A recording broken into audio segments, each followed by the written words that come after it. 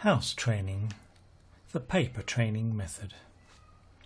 House training is the first thing your new puppy must learn. The toileting process a puppy learns in the first few months as a member of your household will last a lifetime, so it's important to do it right the first time. House training issues are the #1 reason why dogs are taken to animal shelters, so let's make sure we get it right.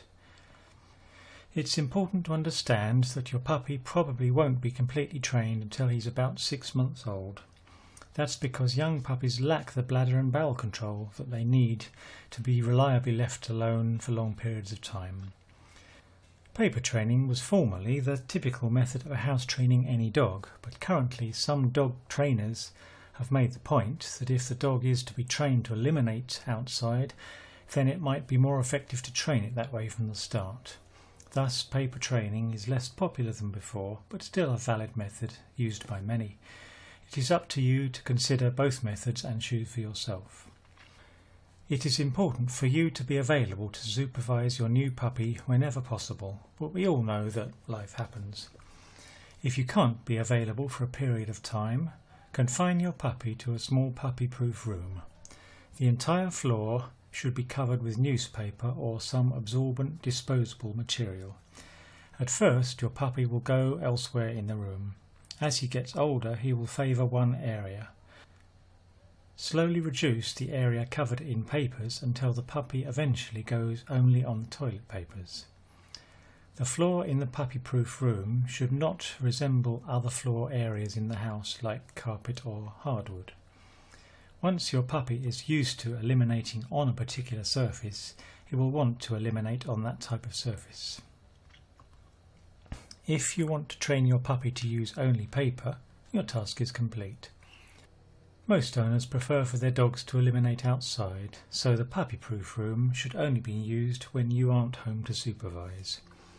If your puppy spends time in a crate, which he should at first, you can place papers in one area of the crate for your puppy to use. Dogs are naturally very clean animals and they will do their best not to soil their bed area.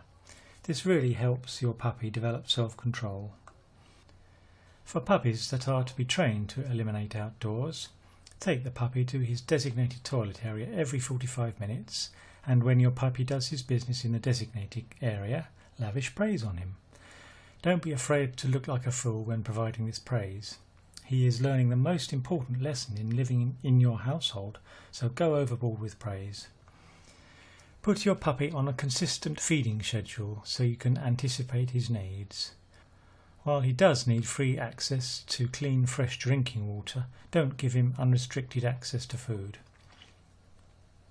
Likewise, until he is fully trained, do not give him the run of the house. One thing that will greatly aid in this process is putting a collar and long lead on your puppy and tying the other end of the lead around your waist.